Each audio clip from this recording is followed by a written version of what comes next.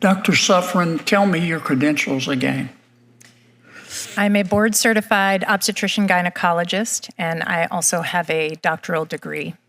Yes, ma'am. And you're a professor? I'm a professor at Johns Hopkins University. And the medical school, or? In the School of Medicine and at the School of Public Health. Okay. Do you have a Twitter account?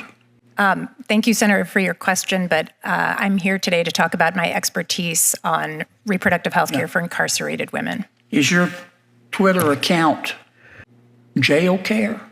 That is thank you, Senator. That is a Twitter account that is associated with a book that I published in 2017. But I'm really here today to talk about my expertise on reproductive health care and pregnancy care for incarcerated women. On September 29th of 2018, at 3:33, I'm going to read you one of your tweets. These are your words, not mine. Quote, Piper reminding us that gathering to discuss ending incarceration of women and girls is anecdote to white supremacist Kavanaugh shit show. Professor, did I read that correctly?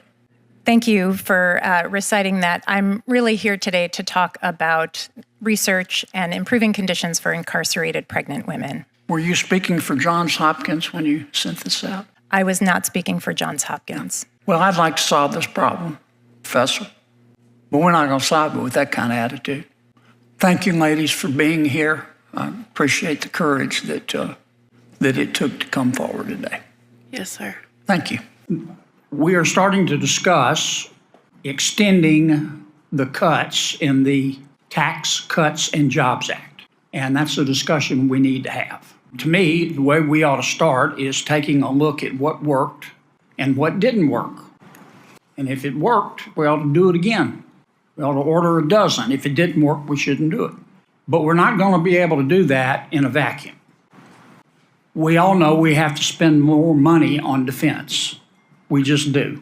I don't want to have to learn Mandarin at my age. We've got to spend more money on defense. We cannot ignore the fact, I don't want to get into whose fault it is, that we're running deficits. And those deficits become debt. And if we keep going at the rate we're going to run out of digits. So sooner or later, we're going to have to take a look at our budget.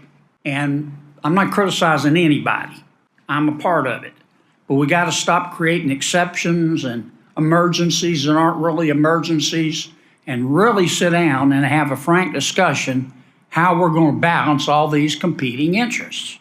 And maybe the Tax Cuts and Jobs Act issue will be the propellant that we need.